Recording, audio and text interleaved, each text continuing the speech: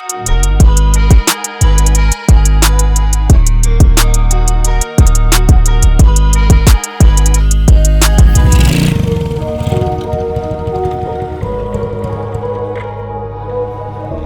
everyone, welcome to my house. Here's my ATC70 build. Let's go look at it.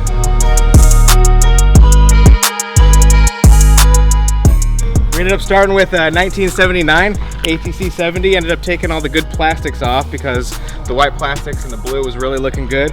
And I had a vision of classic looking bike that doesn't have all the R frame on it, but still with the ability of all the suspended frame. So if you come over and take a look, we got this shiny powder coated AKR Motorsports frame. It came out really nice once Swift powder coating did all the powder coating, along with the swing arm that's got that ProLink gold look that I was going for. If you know what ProLink is, good for you. Drop a comment.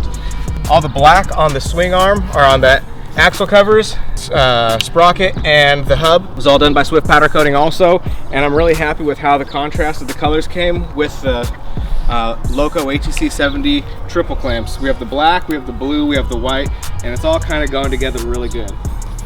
So we ended up getting the electric start 140 because the original 70 motor was kind of slow, and it doesn't really have the juice to really justify putting all this effort into this full suspended build.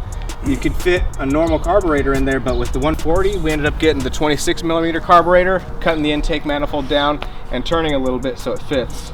We have a custom air filter that we're working on right now, so if you have any ideas, drop them in the comments. We'd love to hear them. The suspended forks, they're 650mm, so they're the biggest ones that Loco makes.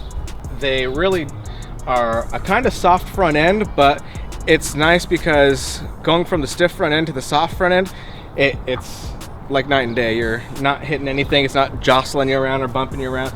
So it's been a really fun switch up. They're billet top and bottom, and it threads in through the bottom to the top triple clamp, and all tightens from the bottom. So there's nothing on the top that you have to worry about coming loose. It's really nice. So about the motor again, like I was saying, I put the electric start on there. It's really nice. I push the yellow button, it starts. When it's cold, I pull the choke. It usually starts every time. We ended up taking the Kickstarter off because it's not necessary, and we ended up wrapping the exhaust to keep the heat away, and we put this little heat shield on it because it was nice. It's actual carbon fiber, by the way. We have a lot of little CNC mounts that we made and put inside of the frame. There's a couple on the outside of the frame also, and we have the skid plate kind of making it a whole complete package. On the rear, if you want to come take a look, the swing arm, I said it was the ProLink Gold. Gotta love it. Ended up getting the disc brake with the caliper. That thing is so responsive with the hydraulic discs. I'm gonna put that on every single one of my three-wheelers. It's definitely gonna save your arm from dealing with all that arm pump that you get from trying to do wheelies if you're a wheelie guy. The AKR Motorsports frame comes with the FK rod ends on the swing arm, which is really nice. It comes with the axle bearings, our MM axle products. They got the 4-inch wider axle, and it is a night and day difference. If you're getting sideways or trying to maneuver around anything, you're gonna have a lot more fun with the wider axle. Custom battery mount and exhaust mount we made up on the plasma table to tuck everything in there nice and tight. And other than that, we got the bigger foot pegs and shifter to keep everything together.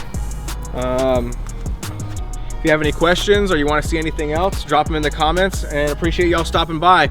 Like, comment, subscribe, and tell your friends. AKR Motorsports.